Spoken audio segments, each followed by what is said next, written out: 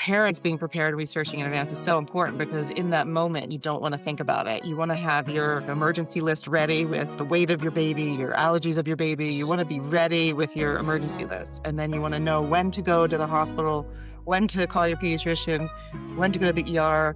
And you just want to know in advance and prepare. And of course, it shouldn't be like this. Every ER should be prepared for every child. Of course, that is why our baby exists. And hopefully we will create this change. But until then, it is important to research your ERs. The content in this episode is intended for informational purposes only and is not medical advice. We are not medical experts. Always consult a qualified healthcare professional for personalized guidance. Hey, Mama. Welcome to the Working Moms Playbook, the go-to podcast for moms balancing careers and babies. I'm your host, Antonia DePace, former editor, current marketing maven, and mom of one. Each week, we're breaking down the systems, mindsets, and support every working mom needs to thrive, whether it be at work, at home, or everywhere in between. So let's get into it. Welcome to the Working Moms Playbook. This week's episode is, in my opinion, incredibly pivotal for all moms, not just the working mom. Today, we are sitting down with Phyllis Rabinowitz of the Our Baby Foundation. After losing her 9-year-old daughter, Rebecca, to a misdiagnosis in an unprepared emergency room in 2006, Phyllis transformed devastating grief into a national movement. To date, the foundation has invested over $18 million towards making ERs safer and has trained over 7,500 medical staff so that any baby can have a better chance at survival. Phyllis and the foundation have been featured in the New York Times, the Wall Street Journal, Yahoo Parenting, and so much more, getting this important message out there and continuing to grow a better system for parents and babies. Welcome, Phyllis. Thank you so much for coming onto the podcast today. Thank you so much for having me and for highlighting this important issue that affects all families. It is so important. And as a first-time mom, there's so many worries that happen and there's so much preparing that goes on that thinking of, you're always nervous and scared of the what ifs and what could happen, especially when you bring your baby home for the first time and you're like, ooh, the hospital is no longer watching my child 24/7. But you don't think about the fact that the ER that you're taking your baby to could possibly not be ready for that medical situation. And that, as a first-time mom, when I heard your story, was scary and shocking to me. I never realized that was even like any kind of issue. Why is this such a big gap? Why is the readiness for pediatric ER cases such an issue? I would say the biggest reason that it's an issue is because there's no federal mandate for it. And there's also, Interesting. like you alluded to, that there's not a ton of awareness. So there's not then a lot of parental demand for it either. Mm-hmm. However, I will say that it's very well documented in the medical community in the last 30 years that this is an issue, that we do have a D plus rating for ERs in our country, that many ERs are prepared. That's 80% of ERs aren't fully prepared. And I'm just starting with statistics because they are alarming and they're Yeah. really, and I'm not saying this to scare new parents or any parents. I'm saying this to be informed because it can result in many deaths. 2,100 pediatric lives are lost each year due to unprepared ERs. So it's shocking. And I think because people don't know that, they're not thinking about it, they're not demanding for it, and because there's no federal mandate, no one specific government agency or regulatory body like enforcing that it's every ER is ready, that's why this is an issue. And like you, I always assumed that, every ER would be ready or every ER is the same, and they are not. ERs are not created equal. There are varying degrees of preparedness, and that means training, that means equipment, that means supplies. There's actually a 3-page checklist guideline prepared by the pediatric experts in EMSC, which is a government agency who's doing a wonderful job uh, proving that these guidelines save lives. So we do have a cost-effective, proven solution to solve this issue of 2,100 children dying each year in unprepared ERs. Is there a list available that highlights those hospitals or ERs that are pediatric ready? So there's a national pediatric readiness project, and they do have transparency by state what the score is by state. It hasn't Okay. drilled down to the hospital level, but what parents can do, which is, the biggest point I'd want to get across today, is research your ER in advance. And we research our schools and our cars, and we research everything. But unfortunately, like you said, and I also 20 years ago when I lost my daughter, didn't realize you have to research your ER. But even the ER I took my daughter to had a pediatric emergency sign on it, but there's no Yeah. definition of what a pediatric emergency room is. You really have to drill down and research and ask the questions. Do you have a pediatric care coordinator in your ER that makes sure that you guys are following the guidelines? That's one question to ask, asking your pediatrician in advance what hospital they're comfortable you taking your child in an emergency. Obviously, in times of breathing issues, you go to the closest hospital, but as time allows, you want to go where they're more prepared for children because, as I've stated, the statistics prove that the outcome is better if you go to a pediatric ER. It's incredibly I live in South Jersey, so right where I am, there's plenty of hospitals, like, on every corner. If I turn right, there's a few. If I turn left, there's a few. I go straight, there's a few. As important as it is, it's incredibly almost overwhelming to think about having to research which hospital or which ER you go to because, like you said, it can just have a pediatric ER sign on the So front. imagine how you'd feel in a crisis. That's why Yeah. preparedness, parents being prepared, researching in advance is so important because in that moment, you don't want to think about it. You want to have your emergency list ready with the weight of your baby, your allergies of your baby. You want to be ready with your emergency list. And then you want to know when to go to the hospital, when to call your pediatrician, when to go to the ER. And you just want to know in advance and prepare. And Mhm. of course, it shouldn't be like this. Every ER should be prepared for every child. Of course, that is Right. why our baby exists, and hopefully we will, you know, create this change. But until then, it is important to research your ERs. So then, of course, our baby came from an experience of immense tragedy and grief. And I think for those who are not familiar with your story, it would be good for you to tell a bit more about your experience with Rebecca and what led to the creation of our baby. Sure. July 13th, 2006, my daughter Rebecca was born, beautiful, completed our family. I actually had an older child, Sydney, at the time, who was 1.5. We brought her home from the hospital full of hope and dreams, of course. And then the next day that we brought her home, unfortunately, she had very concerning symptoms. She had labored breathing. She sounded like an 8-year-old man with asthma. We were just very concerned because she wasn't eating. She Okay. seemed really lethargic. It was enough that we called our pediatrician and he gave us certain things to do. But then he said, if you're really worried, go to the ER. So we did. We did rush to the ER. And this is again one that had a sign that was a pediatric ER. We later found out that there's no guideline to that definition of that. But we were met with doctors that were pretty dismissive. They said, let me get to the real emergency down the hall. She's fine. She just has a common cold. And I'm like, yeah, I know my child. We tried to plead with them, but you want to believe them. You want to believe that, and like you said, like you don't believe it can happen to you.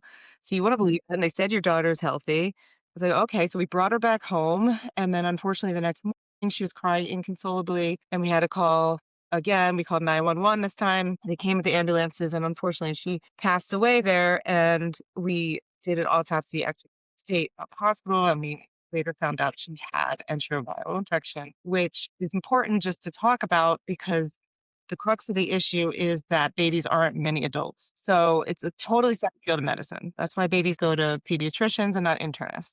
That is why this issue exists. Their bodies don't have an immune system yet, so they can't fight off a virus the way adults could. So We talked to another hospital after this happened, and they said, well, if your daughter was 9 days old and she had a common cold, she would have been readmitted in our hospital and given supportive care because she doesn't have the immune system. So there was a different standard of care that we didn't even know existed. There, again, varying degrees of how do you know when a baby's really sick or not, because babies aren't many adults. They actually require different supplies and equipment and, as I mentioned, training on how to really diagnose what's going on. That was a nightmare, obviously, losing a child is a nightmare, but the fact that it can be preventable, it's beyond tragic, and it's an understatement. She would have been 20 years old this year, and there are still systemic issues in America making sure that every ER is ready for children. So that is what drives me to prevent this from happening to another family. Yeah, and you've of course balanced that with your own grief and managing when things feel really heavy, especially when you have our baby, right? It's constantly something that you're working on and a mission that you're constantly working towards to make these ERs safer for pediatric cases. When things start to feel really heavy for you, what is something that keeps you going? A few things pop in my head, actually. One thing is that our programs are saving lives. So what Our Baby does is we fund children's hospitals that train non-children's hospitals. Top line, we do like simulation training programs to make sure doctors are prepared for how babies would react in different scenarios. Sepsis training, we do online training. We funded EMT, like pre-hospital training. We've done equipment funding. So our programs save lives, and that is something that definitely keeps me going. And we've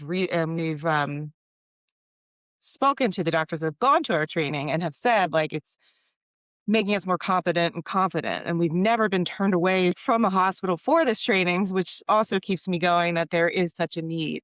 It's working. I mean, there's still clearly a federal mandate that's needed. Like I'm a private citizen. I shouldn't be doing this, but that's what drives me to answer your question. Our programs are life saving. And, frankly, my other three children keep me going. My daughter didn't get her chance to live. I always think of that saying YOLO, like you only live once, and she didn't have her chance to live. So I want to also keep going, that my other children know that you have to live a full life. And that's what I'm trying to do so other families don't have to go through this tragedy. Did you start it immediately after, or how quickly did you start it after Rebecca's Yeah, passing? my husband was definitely a force to be reckoned with when everything first happened. I couldn't really function very well. So we both immediately researched and knew there was an issue, but he was able to quickly put together a board and fundraise quickly. And then I joined and we created a medical advisory board and we did an event and it was within 3 or 4 months. Yeah. I mean, when you see like a wrong in the world, you like, and you feel it with every bone in your body, you just have to, it's what drives us to make it right. Yeah, and you guys have made a tremendous difference, of course, based on the stats that I mentioned earlier. But are there any other differences between pre our baby world, right, and today's world when it comes to pediatric ER and readiness? What are some of those differences that you see right now that give you towards that better and more secure future as pediatric cases that come in? I think I mentioned the EMSC innovation group, who is really at the forefront of creating these guidelines that we are trying to get federally to be a mandate. But they have created this checklist and this guideline to make it very clear exactly how an ER can be ready. They've also done the research that has tied the lack of preparedness to the deaths. Like when this all happened 20 years ago, yeah, it was well documented that ERs aren't fully ready, but no one really understood the impact. And now you can say, if you follow these guidelines, we can save 2,000 children a year, which is like 40,000 children that could have been saved these last 20 years. So it drives me crazy, but it gives me hope now that we have this research. I mean, every top pediatric expert I have talked to believes in making this happen and mandating it. Just like trauma centers are, if you go to a trauma center, you know that they are regulated and they are going to have exactly what they say. It's the same as any ER that says that they can treat children and they're not turning them away should be prepared for that. So it gives me hope now that there's research backing it, that this group has a cost effective proven solution. So it's almost like, hey, what we're trying to do with our FEPA bill and law on the Hill is just, say that we have a win for America right now. We can save children with a cost-effective, proven solution. So how great would that be if you knew that you could do that? So we're trying to work with legislators and make this a reality. So I'm hopeful. I see change in the future, a bigger change. In the process, we're continuing our life-saving grant work because it's still needed, but it is a band-aid, and we do need a mandate. We do need change, like national change. Yeah. And of course, it all on that level, of course, makes a huge difference because it all plays a part. But then the first step really is for parents, and knowledge is power. And education is key. And as we spoke about earlier, doing the research to find out which ERs around you are pediatric ready if you have to go into the ER with your child is of the utmost importance. So let's start with that 911 call. In your opinion, what should parents first say in those first critical moments that could actually impact the care that they receive for their child in that emergency situation? Preparation, preparation, preparation, research, research, research before you have to take your kid to the ER. So know where you're going before. So that is the biggest advice. As far as the 911 call, I think that, you should be aware. This is my opinion. I think everyone should talk to a pediatrician about this question too, but is knowing everything there is to know about your baby. That's why we have an emergency list on our website. Like, so you have the weight, you have the shots they've had, you've had the allergies, you're prepared, and you're about, everything about your child to be able to communicate what's going on and what their background is. If there is a breathing issue, clearly you go to the closest ER. If time allows and you feel like it's something that you can drive them yourself, then you go to a pediatric ready ER. And I forgot to mention there is an app right now. It's called Find ER Now. We've partnered in the past with Harvard. It's called EMNet, the group. They have asked, it's self-reported, but if you go on the app, they answer questions, and if they're not pediatric ready, they won't have a baby icon next to it. So that's also something that you can do in advance to research. As far as the first 911 call, and as soon as you're with the ER doctors, I think it's really critical to trust your gut. You know your child better than anyone.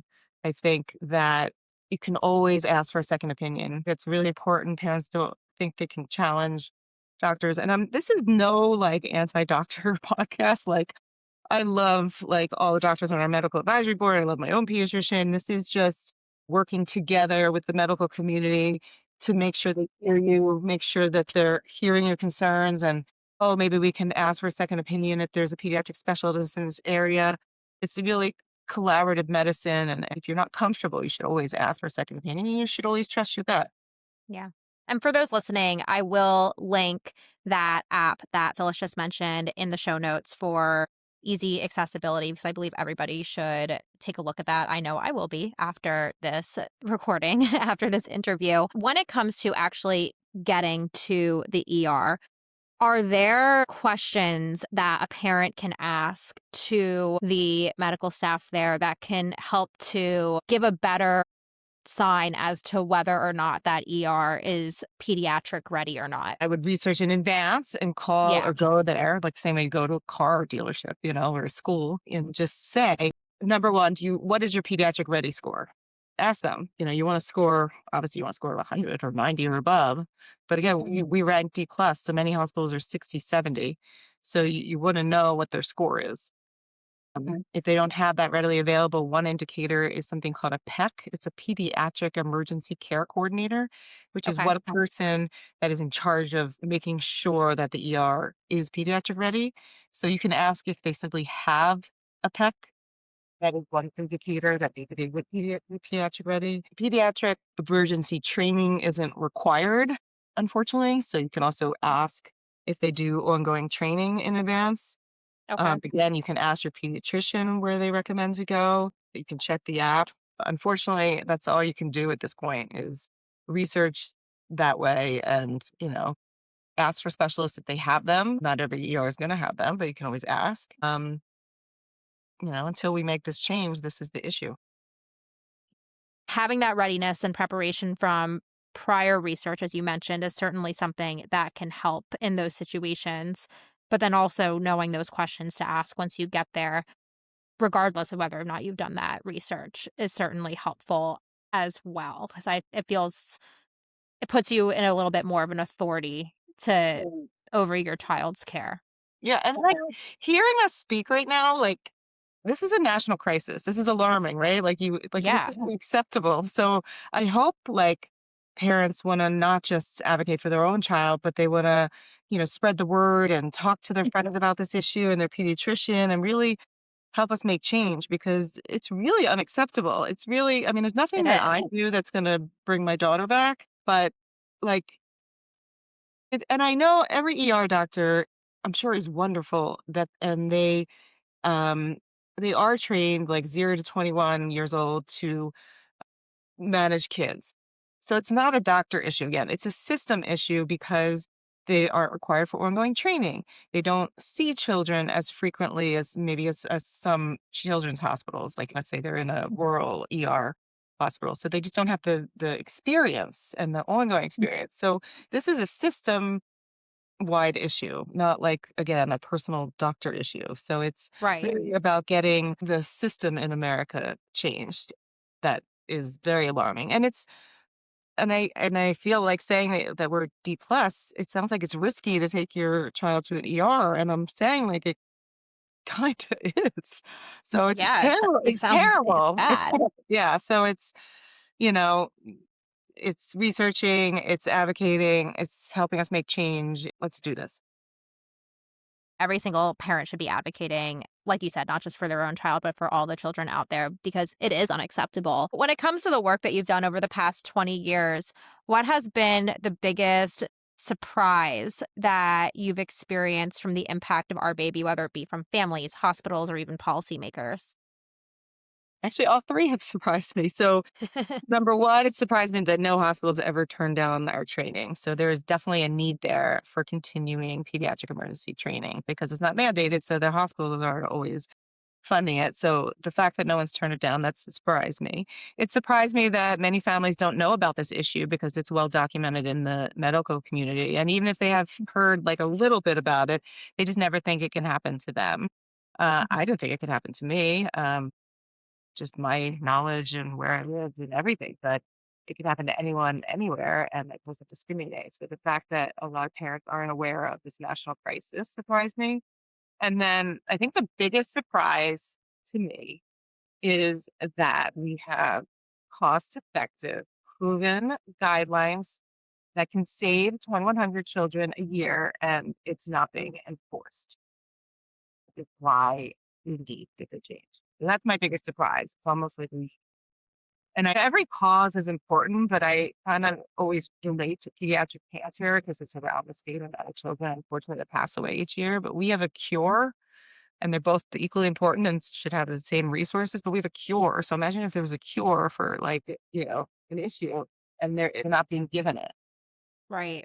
So I think that's my biggest surprise is that it's not being enforced. It's frustrating. It's a surprise and it's incredibly frustrating, especially as parents in this day and age, we lack so much support already in so many ways. And in the one way where it is almost of the utmost importance, helping to keep your child alive and healthy during an emergency situation, to not always have full 100% A plus access to that support is incredibly frustrating. Hopeful to know that there's progress being made in that direction, but it is frustrating that it is something that even needs to have progress made on. Agree. What is the best way for families to support our baby's mission, or how can they get involved? I mean, first and foremost, definitely advocate for your own child every day, everywhere. So, advocating for your own child. Spread the awareness of what you've heard today, talking to your friends and your pediatrician and talking about this issue. Follow us on social media, maybe invite other people to follow us at Our Baby Foundation on Instagram and Facebook. You can always donate at our website to, literally save lives and improve the care of children. We have a gala in New York City in October that happy for people to attend and learn more and join us in this mission. And hopefully soon we will have this DECA bill out that people can support for the federal mandate of this change. Sentence. What is something that every mom deserves to hear when it comes to advocating for her child? Trust your gut. You know your child best. Ask for a second opinion if you're uncomfortable. And Rebecca's legacy in one word. It's hard. I feel like there's multiple words. Yeah, I mean, I know it sounds cliche, but I say inspirational because she inspired us to create our baby and to work daily to prevent other tragedies. She's inspired others to create other change that I've been told through the story. She's driving transformative change. She's my guiding light. She'll always be my daughter, but she's a true inspiration. And she has clearly touched so many lives through the mission and through the foundation. And that in itself is just something to be so proud of as a mom, one mom to another. I thank you for everything that you're doing because, like I said, I never would have known. If we didn't connect, I truly never would have known. And I pray that I never have to be in that type of situation. But I do know that I will be ready and educated if I am. Phyllis, thank you so much. This has been, of course, and I find such impact in the fact that this is on that 20th-year mark on reviewing all of the difference that you've made. And I can't wait for you to continue to make a difference and to continue to be a loud voice in a problem that needs to be solved. And I hope that other parents listening as well and other moms listening are inspired to take action and to become more prepared. I know I am. I know it's going on my to-do list to do more research about the ERs in my area and to get that to-go kit of everything that my son has had for medical care, so that everything is prepared and ready to go in the case that something could happen. So thank you so, so much for coming on. And then for those listening, if you liked the episode, if you have questions for Phyllis, if you have thoughts, comment below, send us an email, and of course, tune in for next week's episode of the Working Moms Playbook on Wednesday. Thank you so much. Thank you so much for making it to the end of this episode of the Working Moms Playbook. And also, thank you so much for sharing this episode with any and every working mom who might benefit. Also, thank you for subscribing. It means so much to be able to continue to grow this village of working moms in a world where our villages can feel fairly small. Keep an eye out for next week's episode, always debuting on a Wednesday, and I can't wait to see you there.